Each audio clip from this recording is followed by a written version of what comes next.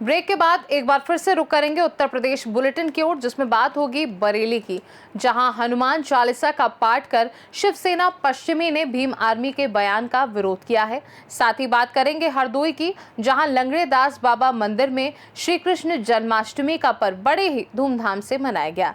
ऐसी तमाम खबरों पर विस्तार से करेंगे चर्चा। खबर बरेली से, जहां भगवान हनुमान के चित्र को लेकर शुरू हुए विवाद में अब शिवसेना पश्चिमी भी खुलकर सामने आ गई है।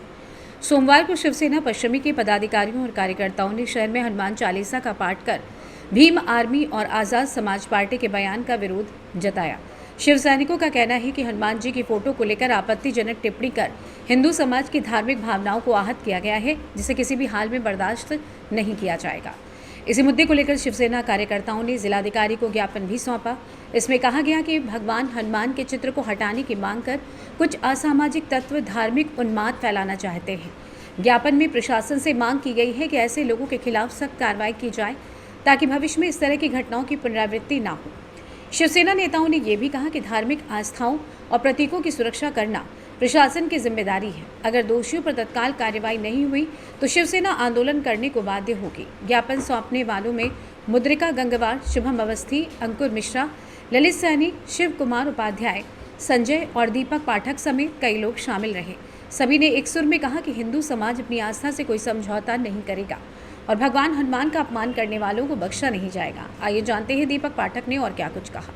क्या मामला है? देखिए, हाल ही में भीम आर्मी आजाद समाज पार्टी के कार्यकर्ताओं के द्वारा हनुमान जी महाराज का विरोध किया गया, जो कि हमारे आराध्य हैं और हम सबकी भावनाएं आहत है।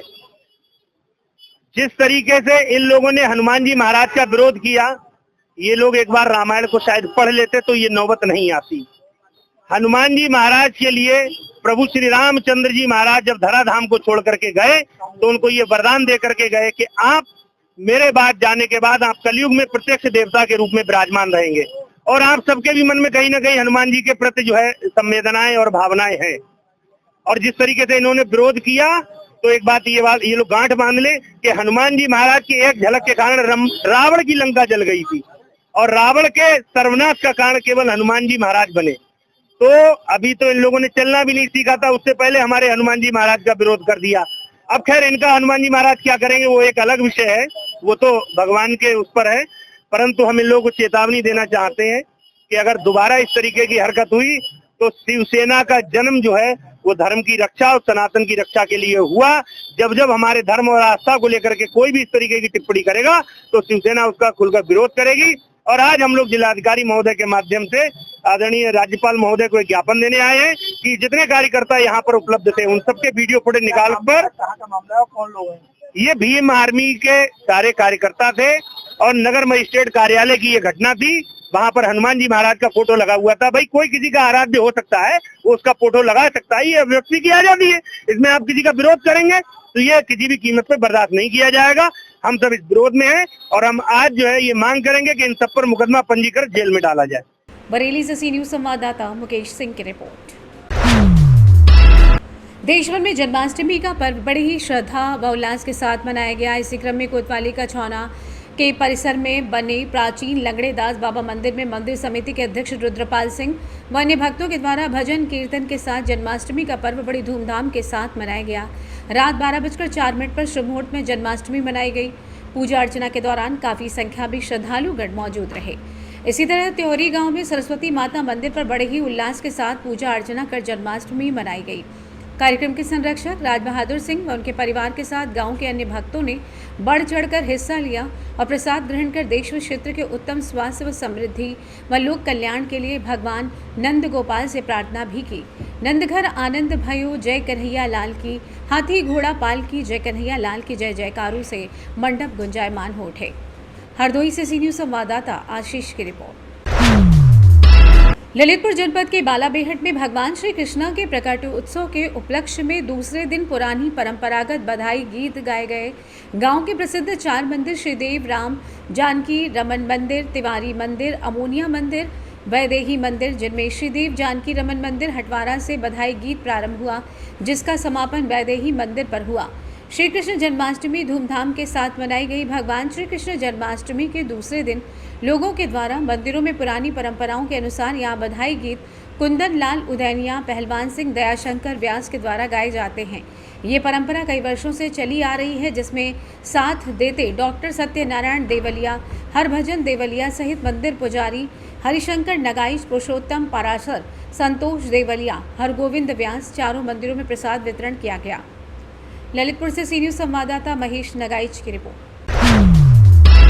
खबर प्रतापगढ़ से, जहां शारदा सहायक खंड 36 नहर से निकली बहुता नेवादा माइनर में पानी नहीं आने के चलते किसानों को खेती करने में खासी दिक्कतों का सामना करना पड़ रहा है, जिसकी शिकायत विभागीय अधिकारियों से करते हुए समस्या के निस्तारण की मांग की गई है।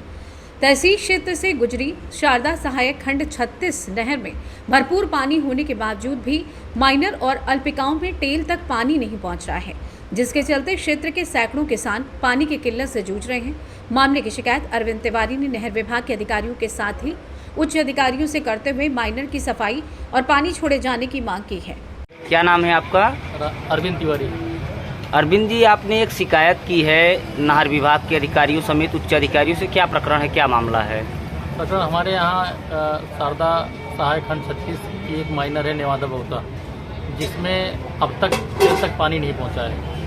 पानी जा ही नहीं रहा, उसमें आगे से पूरा भटा हुआ है, जिसकी शिकायत मैंने उच्च अधिकारियों को, मैंने एक्सीएन को फ़ोन किया, उसके लिए एसडीओ को फ़ोन किया है, जेई को भी बोला, लेकिन लगभग 2 महीने धान लगने से पहले बोला था मैंने। मई जून से शिकायत कर रहा हूँ, अब तक कोई कार्रवाई इस पर हुई नहीं है। आप चाहते हैं कि नहर में पानी छोड़ा जाए? नहर पूरी तरह से भट गई है और उस पर इतनी घास जमी, कोई नहर किनारे जा भी नहीं सकता है। हम चाहते हैं कि उसकी साफ़ सफाई हो जाए। 3 साल से नहर की सफाई भी नहीं हुई है, सफाई हो जाए, पानी टेल तक पहुँचने लगे, इसलिए हमने शिकायत की थी। प्रतापगढ़ से सी न्यूज़ संवाददाता रोहित जायसवाल की रिपोर्ट। नगर पंचायत दाड़ियाल कोसी नदी में डूबने से 24 वर्षीय युवक की मौत हो गई। परिजनों में कोहराम मच गया। युवक को डूबता देखकर मौके पर लोगों की भारी भीड़ जमा हो गई। कई लोगों ने युवक को बचाने की कोशिश की, लेकिन बचाने में असफल रहे। साथ ही सूचना पाकर स्थानीय पुलिस और टांडा कोतवाल घटनास्थल पर पहुंचे और स्थानीय लोगों की मदद से युवक के शव को बाहर निकालकर पोस्टमार्टम के लिए जिला अस्पताल रामपुर भेजा गया। बता दें कि नगर पंचायत दड़ियाल मोहल्ला पड़ाव के निवासी मोहम्मद जाकिर का पुत्र मोहम्मद सालिम, जिसकी उम्र लगभग 20 से 24 वर्ष थी, वो किसी कारण कोसी नदी में डूब गया और मौत हो गई। लोगों के द्वारा पता चला कि युवक दिमाग से थोड़ा कमजोर था, लेकिन इस घटना से पूरे क्षेत्र में सनसनी फैल गई है। रामपुर से सी न्यूज़ संवाददाता मोहम्मद तालिब रजा की रिपोर्ट। यूपी बुलेटिन में बस इतना ही। वक्त एक छोटे से ब्रेक का। ब्रेक के उस पार हम आपको उत्तर प्रदेश से जुड़ी और भी तमाम बड़ी खबरों से करवाएंगे रूबरू।